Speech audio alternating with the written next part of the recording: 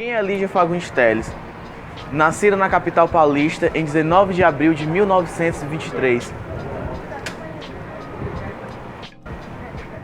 19 de abril de 1923, passando boa parte de sua infância no interior de São Paulo, sendo filha de pai promotor e delegado, então suas mudanças de cidade era bastante comum. Lígia tomou gosto pela escrita bem cedo. Nisto criou seus primeiros textos, ainda na adolescência, e aos 15 anos de idade, em 1938, com a ajuda de seu pai, publicou seu primeiro livro, Porão e Sobrado. Além de advogada, romancista e contista, Lígia tem grande representação no pós-modernismo, e suas obras retratam temas clássicos e universais, como a morte, o amor, o medo e a loucura. O que mais falar dessa grande escritora em paralelo à carreira literária? Lígia trabalhou como procuradora do Instituto de Previdência do Estado de São Paulo, cargo que exerceu até a aposentadoria, e foi presidente da Cinemática Brasileira, fundada por Mário Paulo Emílio. Isso é importante saber. Eu conheci a Cinemateca Brasileira quando era ainda uma humilde, quando a Cinemateca era uma humilde casa, imagina, no Parque Bandeiro, Ibirapuera, modestíssimas, com 3 ou 3 cômodos e mais banheiro. Lá estava o Paulo Emílio, Rudá de Andrade, filho do Oswaldo de Andrade, e o caseiro. E na porta, eu conheci a Cinemateca, tinha um cachorro vagabundo, vigilante, cachorro escutante. Era essa a Cinemateca brasileira. Era essa a Cinemateca. O Rudá de Andrade, o caseiro também. Eu me lembro que na porta pousou o cachorro, já falei nisso. Eu fiquei tão abatida. Meu Deus, Paulo, eu tudo tão pobre, com os modestos rolos. Tinha uns rolos de filmes, umas prateleiras meio caindo aos pedaços. Tudo paupérrimo, paupérrimo. Paulo Emílio concordou. Nós não temos dinheiro nem para coar um café. Cinemateca Brasileira não tinha café, não tinha dinheiro. Logo depois, em 1939, concluiu seu curso fundamental, vindo ingressar na Escola Superior de Educação Física em São Paulo. E, paralelamente, enquanto fazia Educação Física, frequentou um curso preparatório para ingressar na Faculdade de Direito do Largo de São Francisco, onde iniciou o curso no ano seguinte, em 1941. Sua estreia literária foi com o livro de contos Porão e Sobrado, em 1938, o que foi bem recebido pela crítica. O sucesso se repetiu com Praia Vida, em 1944, e não parou por aí. Logo após, publicou o livro de contos O Cacto Vermelho, que foi lançado em 1949, e já no ano seguinte se casou com Godofredo da Silva Telles Júnior, com quem teve seu único filho, Godofredo da Silva Telles Neto, sendo que se separou depois de 10 anos. O primeiro romance da autora foi Ciranda de Pedras, que foi lançado em 1954. Foi bem recebido pela crítica e público, tornando-a nacionalmente conhecida. Posteriormente, publicou outros 3 romances, mas eram No Aquário, As Meninas e As Horas Nuas, que são consideradas as principais obras da autora. Meus novos livros é como se eles tivessem como se eu tivesse escrito novamente esses livros. Eu os vejo com as capas novas, como se fossem novos. Então é como se eu tivesse retornado ao passado e escrevendo de novo os livros que já estão escritos. Me deu uma alegria muito grande as capas da Milhazes, que são capas belíssimas.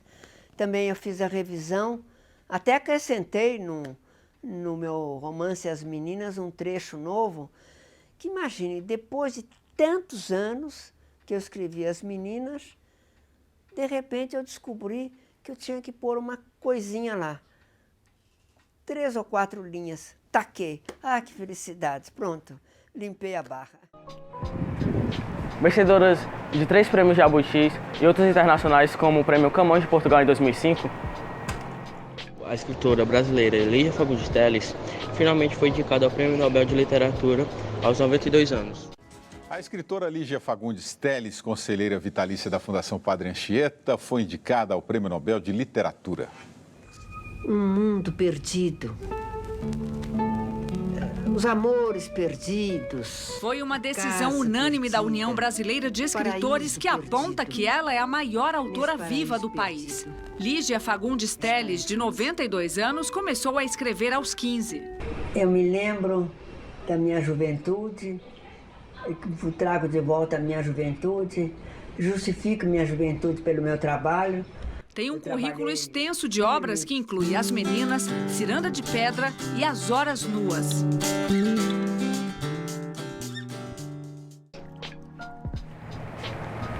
Suas obras foram traduzidas em 8 idiomas, totalizando 4 romances, 20 contos e algumas crônicas. Lígia Fagundes foi a autora de grandes obras, aclamadas e prestigiadas, inclusive internacionalmente.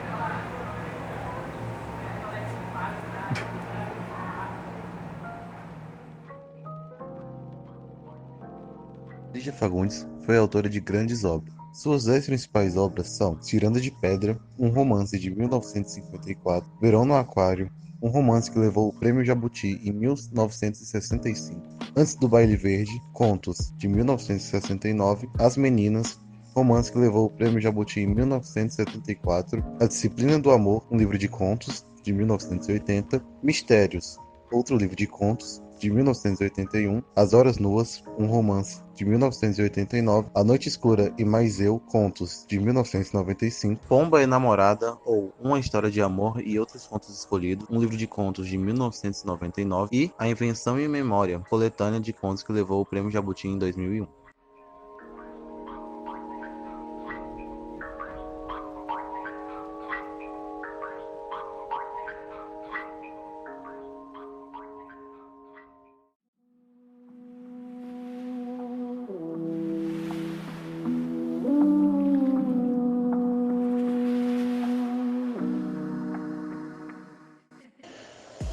Um encontro. Em redor, o vasto campo. Mergulhado em névoa branda, o verde era pálido e opaco. Contra o céu, erguiam-se os negros penhascos tão reto que pareciam recortado a faca. Espetado na ponta da pedra mais alta, o céu espiava atrás de uma nuvem. Onde, meu Deus?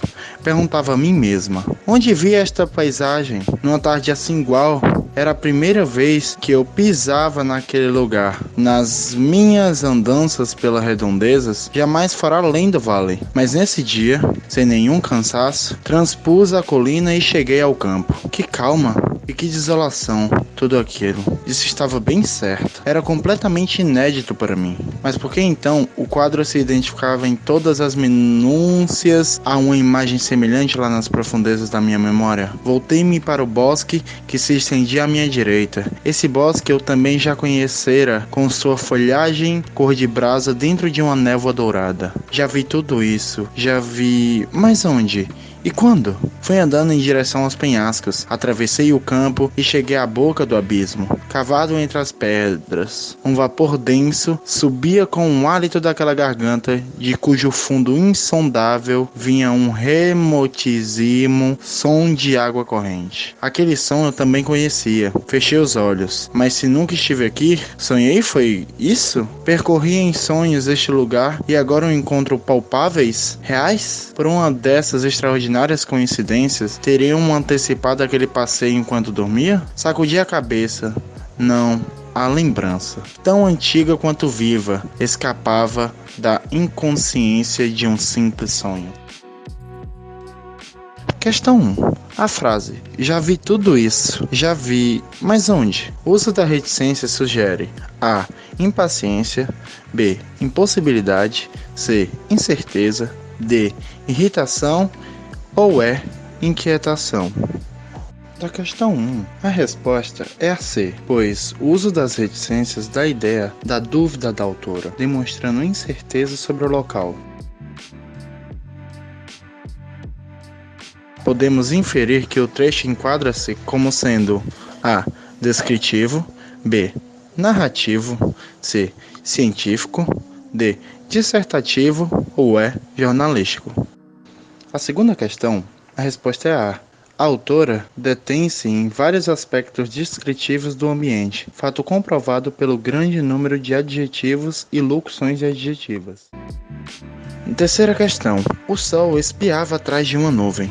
Nesse trecho, a autora faz uso de uma figura de linguagem muito comum nos textos descritivos. Trata-se de uma A.